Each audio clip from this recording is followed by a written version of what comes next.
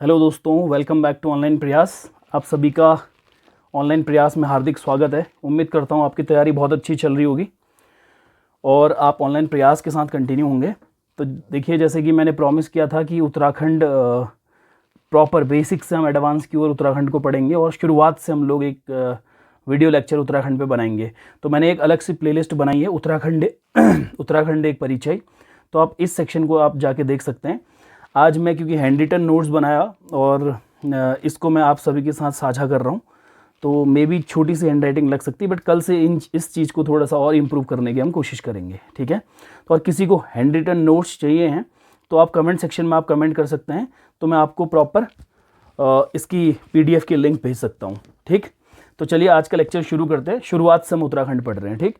तो देखिए, अब पहला जो लेक्चर होगा आज का वो उत्तराखंड शासनिक और प्रशासनिक ढांचा होगा। देखिए, उत्तराखंड का शासनिक और प्रशासनिक ढांचा जो है, इसको आपके सामने लाने से पहले मैं आपको उत्तराखंड की बेसिक्स जो चीज़ें, उत्तराखंड की स्थापना कब हुई और कैसे उत्तराखंड का नाम कब उत्तराखंड हुआ, क्या क्या नाम स्टेट के रहे थे, तो बेसिक से इसका राज्य चिन्ह क्या है, इसका राज्य पक्षी क्या है, राज्य वृक्ष क्या है, वाद्य यंत्र क्या है, मैं इन चीज़ों के बारे में डिस्कस करूंगा। और प्रॉपर जो हमारा दूसरा लेक्चर होगा वो शासनिक और प्रशासनिक ढांचा रहेगा, ठीक हो गया। तो देखिएगा, उत्तराखंड जो है वो शॉर्ट फॉर्म पे बढ़िया नोट्स बनाने की मैंने कोशिश करी है। उम्मीद करता हूँ आपको पसंद आएगी, ठीक। देखिएगा, उत्तराखंड जो है, उत्तराखंड की जो स्थापना हुई थी वो कब हुई थी? वो हुई थी 9 नवंबर 2000 को। देखिए, उत्तराखंड की जो स्थापना है, ठीक, वो 9 नवंबर 2000 को इसकी स्थापना हुई है, ठीक हो गया। स्थापना लिखा है मैंने, 9 नवंबर 2000 को इसकी स्थापना हुई है, ठीक हो गया।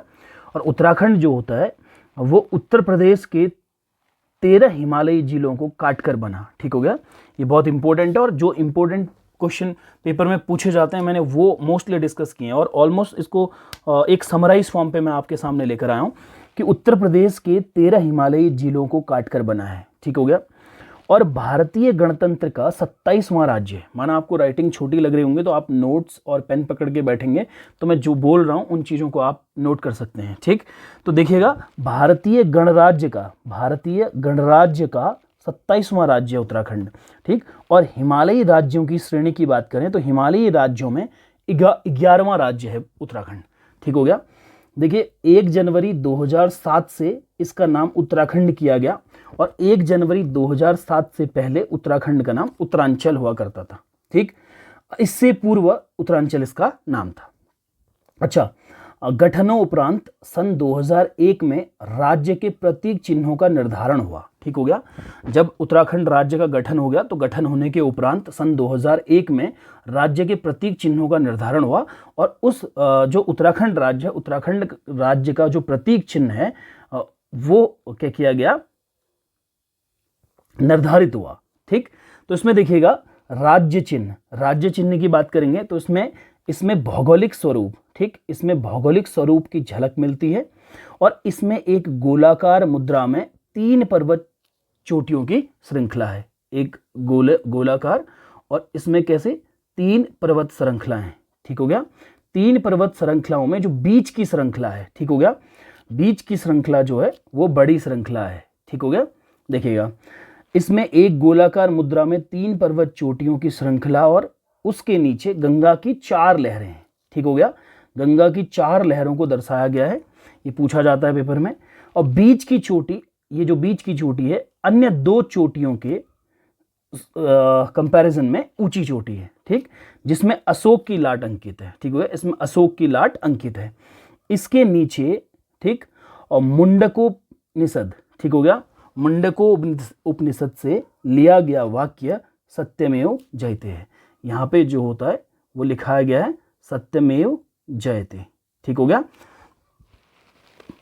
चलिए नेक्स्ट देखिएगा, राज्य पुष्प, ठीक हो गया, कि उत्तराखंड का राज्य पुष्प क्या है। तो उत्तराखंड का जो राज्य पुष्प है वो ब्रह्म कमल है, ठीक हो गया।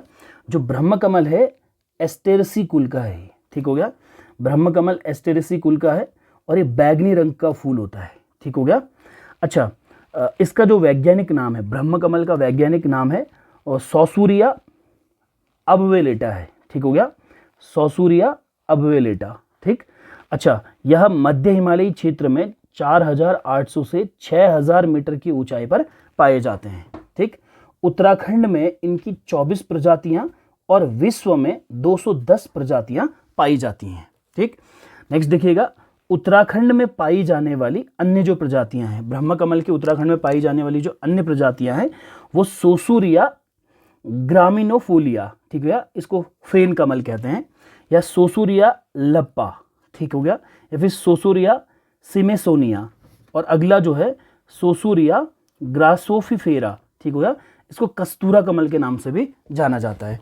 तो उत्तराखंड में पाई जाने वाली 4 अन्य प्रजातियां सोसूरिया ग्रामिनीफोलिया फेन कमल है, सोसूरिया लप्पा और सोसूरिया सिमेसोनिया और सोसूरिया ग्रासोफिफेरा है, ठीक हो गया, जिसको हम लोग कस्तूरा कमल के नाम से भी जानते हैं। देखिएगा, उत्तराखंड में यह फूलों की घाटी में, केदारनाथ में, शिवलिंग बेस में, पिंडारी ग्लेशियर में और इन क्षेत्रों में बहुयात मात्रा में पाया जाता है, बहुत ज़्यादा मात्रा में पाया जाता है, ठीक हो गया। और स्थानीय भाषा में ब्रह्मकमल को कौल पदम कहा जाता है, कौल पदम कहा जाता है इसको, ठीक। और महाभारत में भी इसका वर्णन मिलता है ब्रह्मकमल का। तो महाभारत के वन पर्व में, ठीक हो गया, महाभारत के वन पर्व में सौगंधिक पुष्प के नाम से इसको जाना गया है, सौगंधिक पुष्प कहा गया है इसको। अच्छा, ब्रह्मकमल की जो औसतन ऊंचाई होती है वो 70 से 80 सेंटीमीटर की होती है और यह जुलाई से सितंबर 3 माह तक खिलते हैं। ब्रह्मकमल जो का खिलने का जो टाइम होता है यह 3 माह तक खिलते हैं, जुलाई से सितंबर तक ये खिलते हैं, ठीक हो गया। नेक्स्ट देखिएगा, उत्तराखंड का राज्य पक्षी, ठीक हो गया, उत्तराखंड का राज्य पक्षी जिसे हिमालय के मयूर के नाम से भी जाना जाता है, जिसे मोनाल कहते हैं, ठीक हो गया। मोनाल लगभग संपूर्ण हिमालयी क्षेत्र में 2500 से 5000 मीटर की ऊंचाई वाले घने जंगलों में पाए जाते हैं, ठीक हो गया। जो इसका कुल है, जो इसका परिवार है वो फसियानिडे है, ठीक हो गया, फसियानिडे परिवार का ये सदस्य है मोनाल। और मोनाल का वैज्ञानिक जो नाम है वो लोफोफोरस इम्पीजेनस है, ठीक हो गया। इनके साइंटिफिक नेम थोड़ा सा कॉम्प्लिकेटेड है, बट इनको आप 1 बार 2 बार 3 बार रिपीट करेंगे तो आसानी से ये याद हो जाएंगे, ठीक हो गया। जो इसका कुल है फसियानिडे है और वैज्ञानिक नाम जो है लोफोफोरस इम्पीजेनस है, ठीक हो गया। और मोनाल जो होता है, मोनाल जो एक्चुअल में जो विभिन्न रंगों से बना हुआ एक पक्षी है, ठीक हो गया, बहुत सारे रंग, काला, नीला, हरा, अलग अलग रंग इसमें होते हैं। तो मोनाल जो होता है वो मादा पक्षी है, ठीक हो गया। जो मादा पक्षी होती है वही रंग बिरंगे मतलब अलग अलग कलर की होती है। जो मोनाल का जो मेल वर्जन है, नर पक्षी जो है, उसको डफिया कहा जाता है, या पहाड़ी बहुत उच्च हिमालयी क्षेत्रों में इसको दफिया नाम से भी जानते हैं। तो इसको डफिया नर पक्षी बुक्स में इसका नाम मोस्टली देखने को मिलता है। जो डफिया होता है वो नर पक्षी होता है और मादा जो पक्षी होती है वो मोनाल होती है, और दोनों सेम ही होते हैं। बट डफिया जो होता है इसका कलर बिल्कुल मोनाल मादा पक्षी से अलग होता है। और इनका जो पसंदीदा भोजन होता है वो आलू होता है। ये आलू की खेती को बहुत ज़्यादा नुकसान पहुंचाते हैं मोनाल उच्च हिमालयी क्षेत्रों में, ठीक हो गया। अच्छा, ये नेपाल का राष्ट्रीय पक्षी भी है, ठीक हो गया, मोनाल नेपाल का राष्ट्रीय पक्षी भी है और हिमाचल प्रदेश का राज्य पक्षी भी ये है, ठीक हो गया। अच्छा, अन्य 4 प्रजातियां जो इसकी हैं, इपेलेस, ठीक, स्केलेटरी, ल्यूरी और ल्यूफोफोरस एंस है, ठीक हो गया। स्थानीय भाषा में इसे मन्याल, ठीक हो गया, स्थानीय भाषा में इसे मन्याल या मुनाल कहते हैं, ठीक हो गया। नेक्स्ट क्वेश्चन देखिए, मुनाल को नेपाल में डंगन कहते हैं, डंगन के नाम से जाना जाता है। कश्मीर में इसे सुनाल के नाम से जाना जाता है। हिमाचल प्रदेश में नीले गुरु के नाम से जाना जाता है। सिक्किम में चामदोंग के नाम से इसको जाना जाता है और भूटान में बुप के नाम से इनको जाना जाता है। जो हिमालयन जो मोनाल है उसको IUCN की सूची में लाल श्रेणी में रखा गया है, लाल श्रेणी में इसको रखा गया है, खतरे के इंडिकेशन में इसको रखा गया है, ठीक, क्योंकि लोग इसका शिकार कर रहे हैं, जिससे इसकी संख्या कम होते जा रही, तो इनको रिजर्व करने के लिए, ठीक हो गया, इसको लाल श्रेणी में रखा गया है, ठीक, इसका शिकार करना वर्जित है, ठीक। नेक्स्ट देखिएगा, राज्य पशु, ठीक हो गया। उत्तराखंड का जो राज्य पशु है वो कस्तूरी मृग है, ठीक। इसको हिमालयन मस्क डियर के नाम से भी जाना जाता है। अब देखिएगा, ये वनाच्छादित हिम शिखरों पर 3600 से 4000 मीटर की ऊंचाई के मध्य में पाए जाते हैं। ठीक, ये खुशबू देने वाला एक पशु है। ठीक हो गया। कस्तूरी केवल नर मृगों में पाई जाती है। ठीक, और याद करने योग्य बात है कि मादा का जो गर्भकाल होता है वो 6 महीने का होता है। जो कस्तूरी मृग मादा का जो गर्भधारण काल होता है वो 6 महीने का होता है। और कस्तूरी मृग का जो वैज्ञानिक नाम है वो मास्कस काइसोगास्टर है। ठीक हो गया, मास्कस काइसोगास्टर। ठीक हो गया। देखिए, जो कस्तूरी मृग है केदारनाथ फूलों की घाटी, उत्तरकाशी तथा पिथौरागढ़ जनपद के 2 से 5000 मीटर की ऊंचाई पर स्थित घने जंगलों में पाए जाते हैं। ठीक, उत्तराखंड के अलावा ये कश्मीर, हिमाचल, ठीक, हिमाचल प्रदेश तथा सिक्किम आदि राज्यों में भी ये पाए जाते हैं।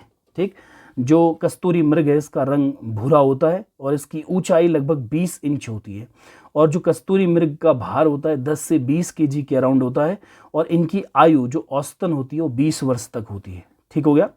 एक मृग से, ये बहुत इंपॉर्टेंट टर्म है कि एक कस्तूरी मृग से एक बार में सामान्यतया 30 से 45 ग्राम कस्तूरी प्राप्त की जा सकती है। और इससे 3-3 वर्ष के अंतराल में यह कस्तूरी फिर से प्राप्त की जा सकती है। ठीक हो गया। देखिए, क्योंकि कस्तूरी मृग भी कस्तूरी के कारण शिकार होते रहे हैं तो इनकी जनसंख्या में भी क्या हो गई, बहुत ज़्यादा कमी हो गई। तो इनको क्या किया गया है, कंजर्व किया गया है। ठीक हो गया। 1972 में तत्कालीन उत्तर प्रदेश सरकार द्वारा चमोली के केदारनाथ वन्यजीव प्रभाग के अंतर्गत 75.20 वर्ग किलोमीटर क्षेत्र में कस्तूरी मृग विहार की स्थापना की गई। और 1977 में मेहरुड़ी, ठीक, कस्तूरी मृग अनुसंधान केंद्र की स्थापना की गई। ये इंपॉर्टेंट क्वेश्चन पूछा जाएगा। 1986 में पिथौरागढ़ में अस्कोट अभ्यारण्य की स्थापना की गई। और 1982 में चमोली जिले के काचुला खर्क में, ठीक हो गया, काचुला खर्क में एक कस्तूरी मृग प्रजनन एवं संरक्षण केंद्र की स्थापना भी की गई। और राज्य वन्यजीव गणना 2008 के अनुसार कस्तूरी मृगों की संख्या 279 2005 में जो हुआ था 2005 के हिसाब से घटकर 2008 में ये 276 हो गए। ठीक हो गया। नेक्स्ट देखिएगा, राज्य वृक्ष। ठीक हो गया। राज्य वृक्ष बुरांस है। ठीक, बुरांस लगभग 1500 से 4000 मीटर की ऊंचाई पर मिलते हैं।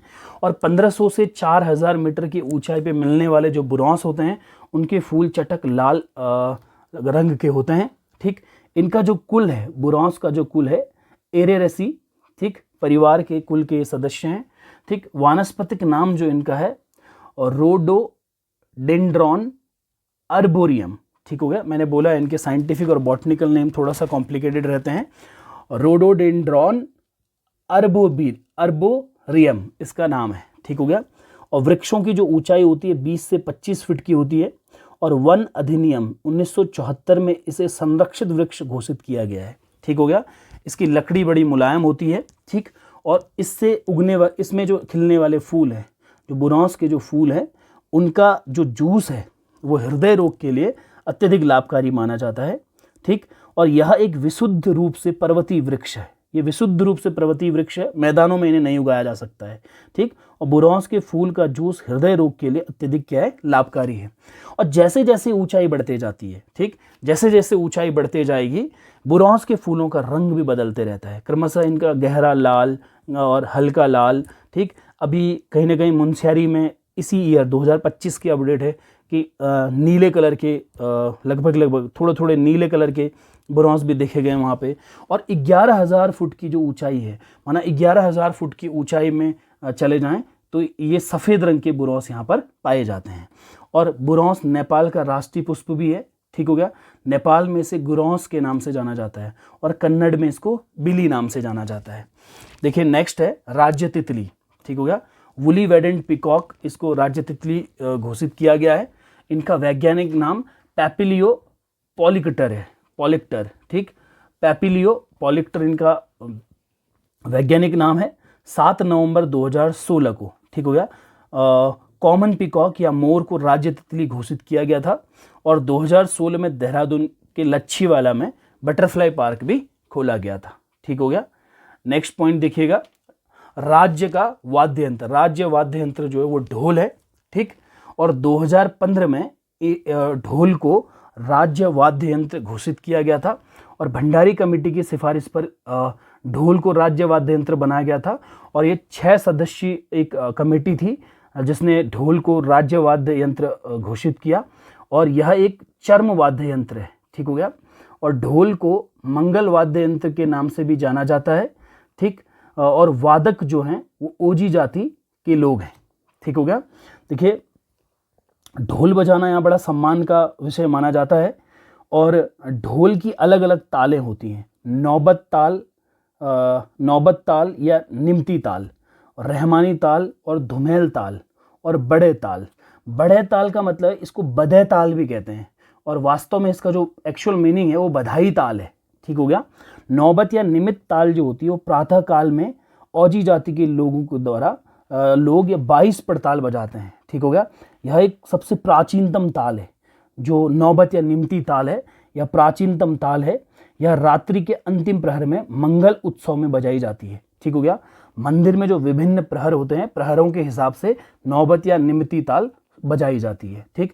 रहमानी जो ताल है वो बारात जब पहाड़ी मार्गों से जाती थी तब यह ताल बजाई जाती थी, ठीक हो गया।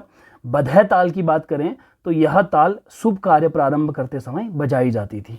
और धुमेल ताल जो होता है वो दैव उपासना हेतु इनको बजाया जाता है, ठीक। नेक्स्ट देखिएगा, ढोल वादन की जो शैली है वो उसमें निम्न शैलियां मेंशन की गई हैं। ढोल वादन की जो शैली है अमृत शैली, सिंधु शैली, रजी शैली और महायानी शैली है, ठीक। उत्तम दास जी राज्य में ढोल सागर के ज्ञाता हैं, ठीक। और 1960 में टिहरी में इनका जन्म हुआ था, ठीक हो गया। और नरसिंह भगवान की उपासना और माता काली के रौद्र रूप की जो अभिव्यक्ति के लिए बजाई जाने वाली ताल है उसको धुयाल ताल कहते हैं, ठीक हो गया। देखिएगा, ऊपर मेंशन किया गया है धुमेल ताल है, ये दैव उपासना के लिए यूज की जाती है, ठीक हो गया। तो नेक्स्ट पॉइंट है, चमोली में राज्य ढोल संग्रहालय स्थित है और आईने अकबरी में, ठीक हो गया, आईने अकबरी में ढोल वाद्य यंत्र का उल्लेख मिलता है, ठीक हो गया। नेक्स्ट पॉइंट है, ढोल सागर पर लेख जो लिखा था वो केशव दास अनुरागी जी ने लिखा था, ठीक हो गया। और ढोल सागर संस्कृत और मिश्रित गढ़वाली में लिखा गया है। तो आज का लेक्चर है उत्तराखंड का एक सामान्य परिचय और कल से इसी लेक्चर को हम लोग क्या करेंगे, आगे को बढ़ाएंगे और अगला लेक्चर होगा शासन और प्रशासन। तो आप ऑनलाइन प्रयास के साथ बने रहिए, आपको उत्तराखंड बेसिक से एडवांस की ओर लेके जाएंगे और जितने क्वेश्चन आपके पेपर में फंसते हैं हमेशा, ठीक, हमेशा पेपर में पूछे गए प्रश्नों का जिक्र करेंगे, कोई भी ऐसा क्वेश्चन नहीं होगा जो छूटेगा। तो आप ऑनलाइन प्रयास के साथ बने रहेंगे तो कुछ लिमिटेड लेक्चर्स में हम लोग ऑलमोस्ट सारा का सारा उत्तराखंड क्लियर कर लेंगे। तो आई होप आपको वीडियो अच्छा लगा होगा। माना आपको वीडियो अच्छा लगा तो लाइक कीजिए, शेयर कीजिए, सब्सक्राइब कीजिए और ऑनलाइन प्रयास के साथ बने रहिए। मिलते हैं नेक्स्ट लेक्चर पे।